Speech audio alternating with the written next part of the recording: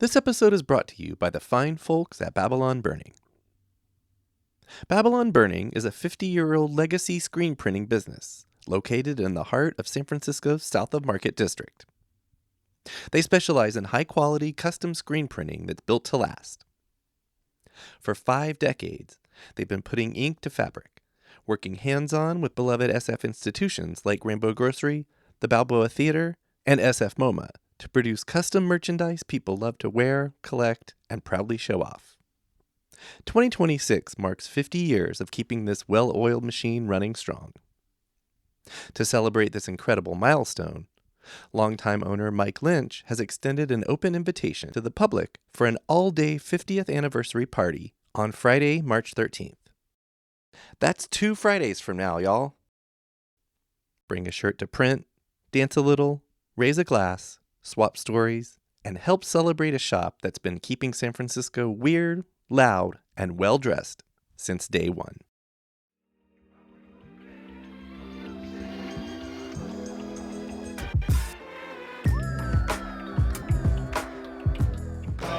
The Fangs famously bought the San Francisco Examiner, and they wanted a TV critic, so they eventually moved me from Burlingame back to the SF office, which was over the Warfield, to write TV reviews. And I was like, I have made it.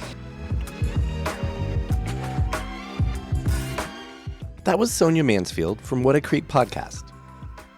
I'm Jeff, and this is Storied San Francisco, a show about the artists, activists, and working people who make this city so special. Thanks to our fiscal sponsor, Independent Arts and Media, you can help support Storied SF by making a donation at any level and frequency to help us cover things like audio hosting, and that donation is tax deductible. That's right, head over to our homepage, storiedsf.com, click the donate button, and you'll be taken to a simple and easy to use interface. We appreciate your support. In this episode, part 2 of 3, we pick up where we left off, with Sonia's life after college. She takes us on a journey through several different Bay Area newsrooms, eventually to an iteration of the SF Examiner, where our lives first intersected 20 years ago. Remember, this episode with Sonia is a 3-parter, so please check back tomorrow for part 3. Here's part 2 of my chat with Sonia Mansfield. So what happened after college? Nothing. No. Well, so I did. You went through a time warp, and then we ended up at Rosamunde on the end. Saturday afternoon. The end. Shortest episode ever. So after community college, I went to Chico State, which everyone's like, it's a party school. Or maybe you're thinking, how did a dum-dum like you get into such an Ivy League school? No. Chico State is mainly I'm more known. in the party school. That's my knowledge of it. Chico State is definitely known as a party school, but the reason I went there was their journalism program was actually really, really good. Their newspaper had won a lot of awards. Oh. They were one of the first newspapers to be online. Like, I picked it for a reason. Yeah. And I also had some friends who went there, and that was very helpful. So, and as I am wont to do, I joined their newspaper and got a job at their movie theater. So I worked at the movie theater, the Chico Movies 10, owned by Cinemark up there. And Oh, Cinemark. Was that the one with the cat? Yes. Front Row Joe. You ready to party? You ready to rock? Down at Cinemark. Me and Popcorn Penny just love that Cinemark show. Like, yeah, they had a whole cartoon intro for every movie. Looks like a circus inside the theater too. It was like black and white, neon green, and all this stuff. So I did that while I went to Chico State and worked at the I'm assuming you didn't live with your parents during that. I definitely did not. I had a series of apartments there, lived with various roommates. First time to leave home, yeah? Yeah, it was my first time to leave home, and it was a bit of a culture shock for sure. Yeah. Like, hot. Also just weird. Like, yeah. Not the Bay. It's definitely not the Bay. Not the Bay. It got really, really, really cold in the winter. It got very, very, very, very hot in the summer. I.e., they had seasons. Yes, exactly. We don't. Yes, Yeah. and the I just had a lot of roommates that mostly men, which was interesting. A lot of male roommates, not romantic, just male roommates. So I went from like sharing a bedroom with my sister to living in an apartment with men who were gross slobs, to put it politely. It's redundant. Yeah, and that made it really, really hard. But I got used to it. I did 3 years at Chico. Again, I do everything on my own timeline, and similar to what I did at Los Medanos, I tried writing for every section. I do have regrets because they actually have a radio station and a radio program at Chico State that I did not get in on, and I do regret not participating in that because it seems like it 100% would have been my jam. Yeah, look where you are now. Yes. Best podcaster. Wait, this must have been kind of like early to mid 90s? It was like early 90s. So and they already had news online?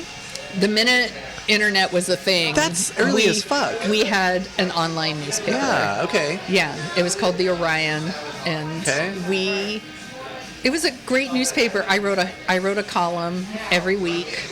It was a humor column. It was really, really fun. Was it on GeoCities? Like, I don't remember, but I doubt it. How did they publish? But the column was so fun. It was just... everything was just like, here's why I don't like this thing. So it was like, camping sucks. Here's why I hate Valentine's Day. Like, it was pretty negative, but then it was a bulleted list, very inspired by David Letterman's top 10. So, because my theory was everyone will read a list. So now I look back and I was like, oh my God, it was such a good idea, because it was like joke, like all the way down. And it had like a nice little fan base of people, and sometimes I'd walk across campus and people would be like, yo, Mansfield, camping rules, or something, stuff like that. Or like we had like a Chico alternative paper that started writing comic strips about me. Oh, what? Like, I was a character in their comic strip. Amazing. And what was the character called? No, her name was Sonia. And it was just like, this is why I hate this thing. And it was like, how I look right now, actually. It was like the hair with the bangs and the glasses, and they got you. Yeah, and they were like, and then they would, I don't know, they insinuated that like I liked really big, tall, muscly guys, and I was like, but that's actually not true. It was very weird. It was a very weird thing that they would do, but it was funny and strange that somebody would take the time to do that. But it's a term that we use now, and this is 30-ish years ago, but like, did you feel seen? Yeah. Definitely felt seen. I was just, why are you so obsessed with me? Yeah. Was this more like another experience? We had movie theaters in Concord, community college, and now you're up at Chico, like more kind of like finding your people. It was finding my people, that, yes, and I definitely made like good college friends. I made mainly like a group of ladies that I had, again, like all my roommates were men, and so like I got really excited to hang out with chicks outside. So I found like a really close group of lady friends when I was at Chico, and we have like kind of drifted apart over the years as that happens, but we keep in touch via social media and things like that. But I also, like a lot of my movie theater friends from community college also went to Chico State or went to like Davis nearby, or things, so we were able to kind of keep it all together. Okay. And NorCal. Exactly. So I graduated from Chico State with what year was that?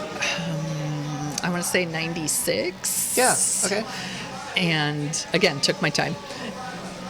Moved back to the Bay Area because I honestly just didn't know what else to do. So I moved back in with my parents for a little bit, and eventually moved out, got an apartment with my sister, because apparently we just can't not live together. I love that. And I got a job at the Martinez News Gazette. Okay. Which was a paper, very small paper in Martinez that came out 3 times a week. Oh, like what days? I want to say it was like a Tuesday, Thursday, Saturday. Okay.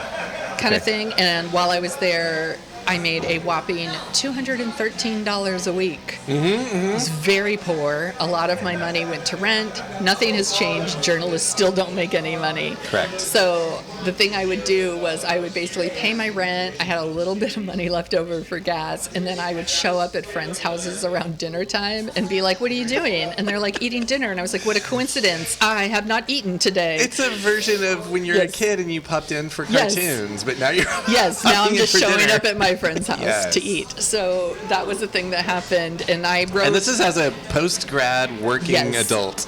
Yes, and any community event that served food, I would attend your event, and you would get coverage. Look, there's no judgment. I still do this. Yes. So, and I wrote everything. I wrote. I used to do the police beat. I loved reading the police blotter. It was like my favorite thing. I wrote a lot of like very local news, a lot of community things. Martinez based. Yeah, school board meetings. And then, of course, I wrote a humor column because there was no one there to stop me. So I started writing a humor column. And where would you say your humor inspirations come from? That's a good question. Yeah, I can't remember if it was on mic or not, but you mentioned Chris Farley. Like, well, what are... The big one, truthfully, is I loved George Carlin growing up. Like, my dad loved George Carlin. I used to watch the HBO specials. Remember when new ones would come out? Yes. Carlin on Campus, Carlin at Carnegie. Like, what? How did we live through that? I love it, him. Yeah. My dad has a wicked sense of humor. Like, you definitely don't want to be at the butt of his joke, which a lot of us are. But he has a really good sense of humor. He is a very funny guy. Anyone who meets my dad, he's like, he's so charming. And, you know, and then someone will be like, your dad's kind of hot. And I'm like, that's disgusting. But he is a really, really funny guy. I also really like Bugs Bunny. Bugs Bunny, definitely. Yeah. And strangely, I'll throw this in here, Alan Alda and MASH. I mean, Alan Alda's still... Yeah. Today, but specifically Hawkeye Pierce on MASH. Like how he was a very unserious person in a serious situation, could make the most messed up joke about the situation, but also was really good at his job. Wicked smart. So those kinds of things. But those are your muses. I guess. Sure. But I'm sure people read my stuff and go, I see none of that. But that's the kind of stuff I like. Yeah, those are filters, and it came through to you and your humor. Yeah. So you were writing a humor column for the Martinez News Gazette. Yeah, which people I'm sure were like, okay, like whatever. And it was again very like bulleted list, very, you know, single.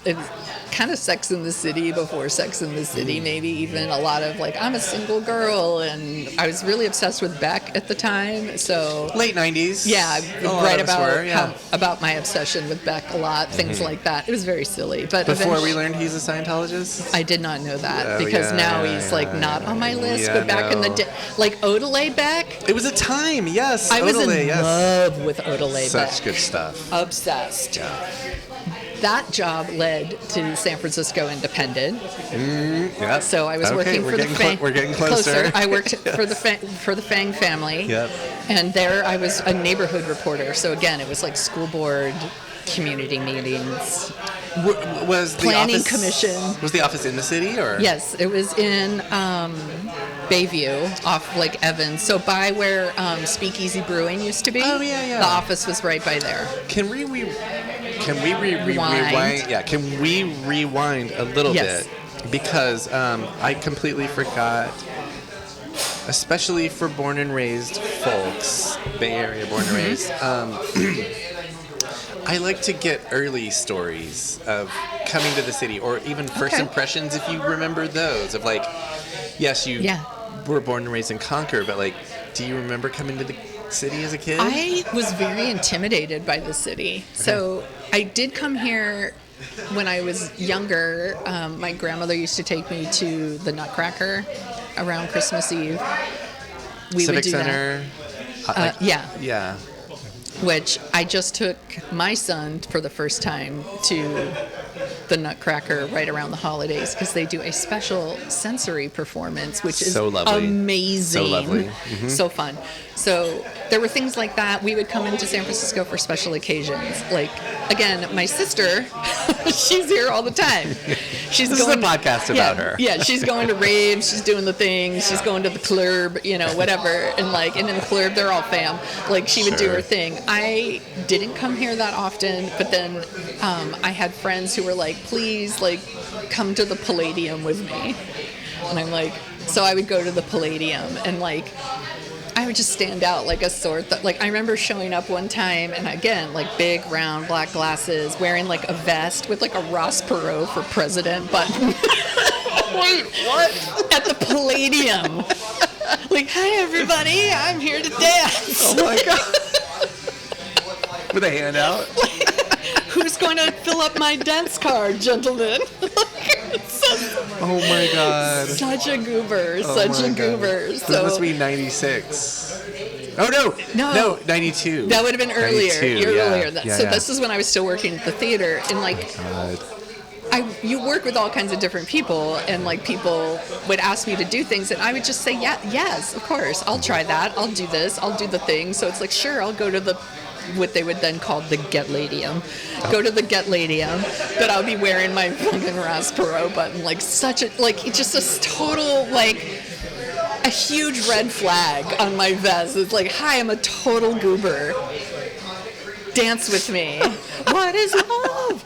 Don't hurt me. Like, it's just like, what was I doing? I don't know. Oh my God. So there was that, but anytime I came into the city, it was usually to see like special movie releases. So I would come in to see like a special director's cut of The Abyss, or yet another director's cut of Blade Runner, or things like that, and I would drive into the city instead of taking BART like a dope, and then be instantly overwhelmed by all the traffic parking, and the fact that I could never find parking, because again, in Concord you just park right in front wherever you're going, it's fine, but here that's not a thing. So I would find it very overwhelming.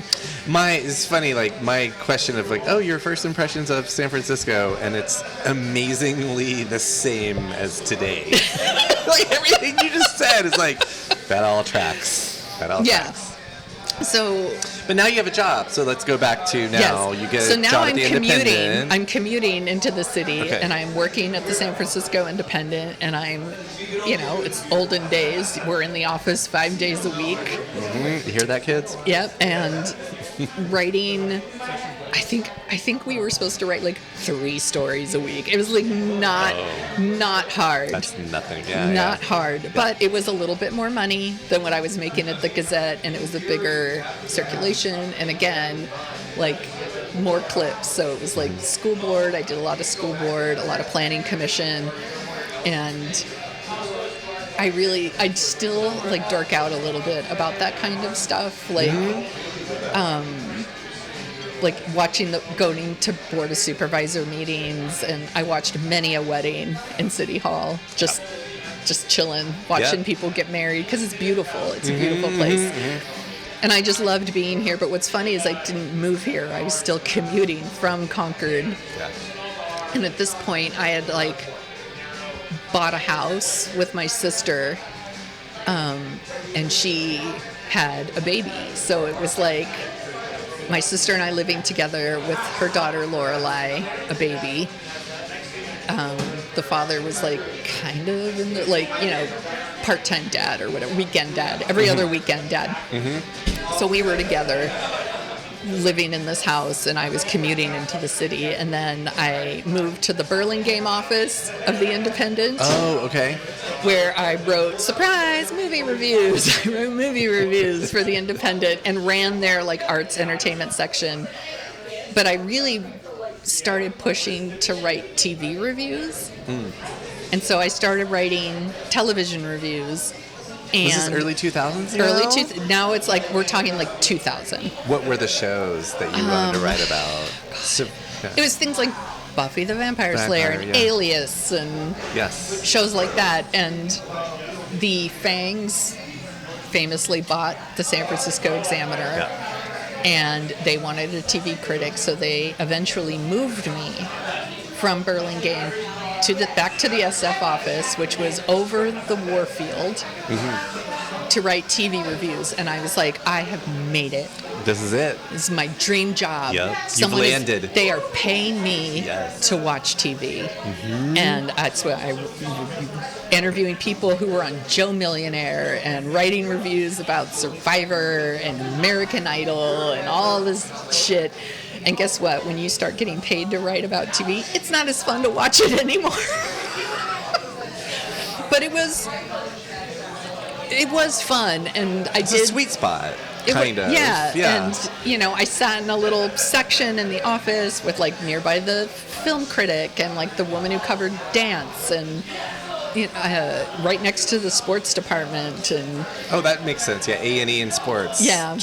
Like, right next to each other. Why not have sales where join I met in? some of our, like, mutuals that we'll talk about, Yeah. Sure. So, because they were in the sports section. So, I loved that job. Yeah.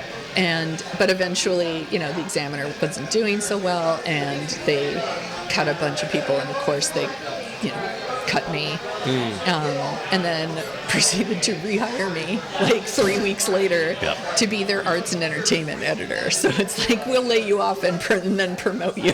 Yep. Oh, capitalism. Yeah, so I was doing arts and entertainment editing, which I had like kind of done, but that's what I was doing. And we were above the Warfield, and it was a bare minimum staff. Like, it was mainly, we were a tabloid at that point. It was mainly wire reports with like a few, like we had a few neighborhood city reporters, like a sports guy, and then like a movie critic and a nightlife guy, I think. Okay. So I really spent a lot of time just like laying out pages and writing headlines, which is fine. I'm really good at writing headlines. It's kind of my superpower. This is where our lives intersect. This Yes. is like, eventually the office moved down to First and Mission. And I was hired right out of journalism school. This is just like a quick part about my life. Hired right out of journalism school. I was like, that's cool. I didn't want to move. I like it in San Francisco. And I was like, and I got a job. And I remember, like, first I was hired to be the Peninsula copy editor. Okay. I didn't know what that meant. I knew what copy editor meant. I didn't know what Peninsula meant. But long story short, I stayed there for a couple years, and I met you. You were the A&E editor, I was. I think, at the time? Yeah. Yes, and I also wrote our celebrity gossip column. Gossip, yes. Which, yes. again, is all based on, like, other people doing the dirty work, and then I just kind of rewrite it in a different kind of voice. Pick and choose from others written. And you were my favorite person to have proofread it, because one, you were really good at catching my mistakes. Because grammar, what's that? I don't know her. So like, everyone needs an editor. Yes. Everyone needs an editor. So there was that, but also, like, I think it gave you insight into like what my personality and sense of humor was like. So, But you also, if I may, and we're talking about 20 years ago, but like you had a personality also in the office, and that stood out to me. Like I made a few friends that I'm still friends with now, and you're one of them, and I'm so stoked that our lives intersected in that way. Me too. Yes. Me too. So now let's go back to you, because this podcast is about you. Well, that was... Do you remember my last day? You might have been good, because you worked, you got off earlier than we did. We were production. I'm wondering if your last day was after I had already left. Let's skip all that. Well, let's just say, like, my time there was fun and really hard at the same time. Yeah. It takes a special person to stay at newspapers. You're around bad news 24/7. It was really long hours. It was low pay for the women. Just saying. Well, it was low pay for me, so that, Yeah. So it was... I got to a point where I realized, like, my life was just, I'm working and then I'm going home, and this... Bear with me a minute. So when I was home, I was playing this game called The Sims. And I'm playing The Sims on the computer one night, and it's like a Saturday night, and it's like 3 a.m., and I'm playing The Sims. And my sim is going to a party. And in my brain, I'm like, I can't remember the last time I went to a party. And I'm like, I've played enough. And then I was like, I had to make some changes because I am just working. I am surrounded by work people, and I'm making terrible choices in men because I'm just dating the people I work with. Not you, by the way. It was never Jeff. Nope. That's why we're still friends. Exactly. So I just had to leave. And also, like, the editor at the time was not my favorite person. Mm-hmm. He was a really mean boss. He would yell at people, and that's when I started experiencing my first panic attacks. Mm-hmm. And I was like, I don't want to be here anymore. Mm-hmm. So personnel issues. Yeah, so I finally got to a point where I was like, I'd rather work anywhere else, and that's what I did. Yeah. So where'd you go next? I took a temp job for a little while, like doing payroll at like where my mom was working. My mom worked for like a company out in Vallejo, and I just did temp on the HR side. Basically, they like manage payroll and HR for like people that work at all the refineries. Oh. And they would get this huge stack of legal notices trying to track down basically deadbeat dads. Oh my God. And I spent a lot of time going through all of our records trying to find if these people still worked here and should their pay be garnished. It actually felt kind of good. Garnished. Yeah. Is that what you're talking about? Garnishing wages. Yeah. Yeah. I'm thinking of Fletch. They talk about it in Fletch. Oh, I don't remember. What does that even mean when your wages are garnished? So I think it's like something's going on, and you can keep some of that money, but some of that goes to the things that should go to. Yes. Mm-hmm. So I did that for a little while. Then I got a job for like a real estate investment company, like doing like PR, like writing press releases about they sold this apartment building and whatever. I stayed there for a little while. It was just a job to like make some money while I figured out what the next thing was. Again, met amazing people who are like lifelong friends at that job. And then I got a job at a printing company in Oakland after that, named PS Print. And I wrote about business cards and postcards. And while I was there, I was like, you don't have any social media. Can I do that for you? And so I just kind of followed the words. Mm-hmm. I just started bullying my way into meetings about words. And I was like, our website sucks. Can I like help with our website and make it a little user friendly? And they, it was really hard, and I got a lot of no, but I kept just like asking, and I just kept like showing up in the meetings and being like, well, wouldn't it be friendlier if we said it this way instead of that way? So without knowing it, I was doing like content design, content strategy, UX writing, but I didn't know that lingo. I was just like, can we make this sound human? Yeah, this is more than 15 years ago from now, so those terms didn't exist. Yeah, I mean, social media barely existed. And while I was doing that, I was still like blogging. I had a blog. I still have a blog called The Sonia Show, which is what my sister calls the thing I do that I like turn on for people to like entertain them when I don't know, when things get awkward, I'll be like, like I'm going to start juggling. It's like the Sonia Show. So I called it the Sonia Show. And I was writing through all of this. So like all these various things that were happening, like you could go back I think the blog goes all the way back to maybe 2005. Yeah. Maybe. But I was blogging before that, but I think a couple of years of that are lost to the internet gods, but like I want to say 2005 or 2006. I left the Examiner in 2007, and you and I hung out like you left after me. We would hang out a little bit. Yeah.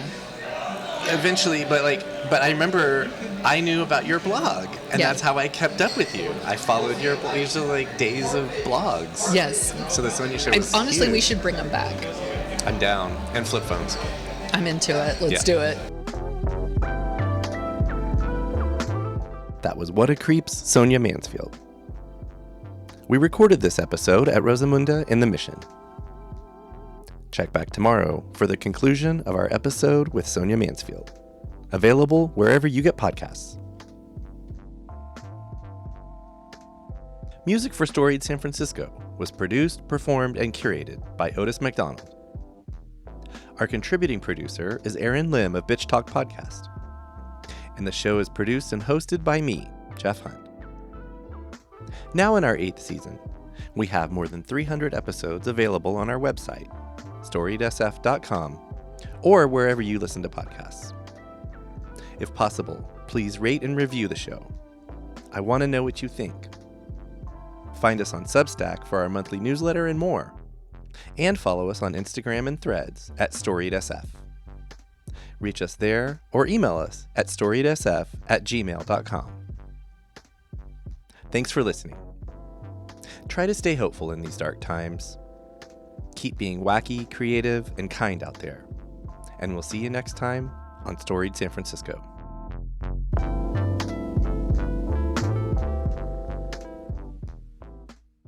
We acknowledge and respect the first humans of the unceded land we call San Francisco, the Ramaytush Ohlone. We condemn the genocide of these and other tribes across the Western Hemisphere. We honor their legacy and history, and we support rematriation and sovereignty efforts.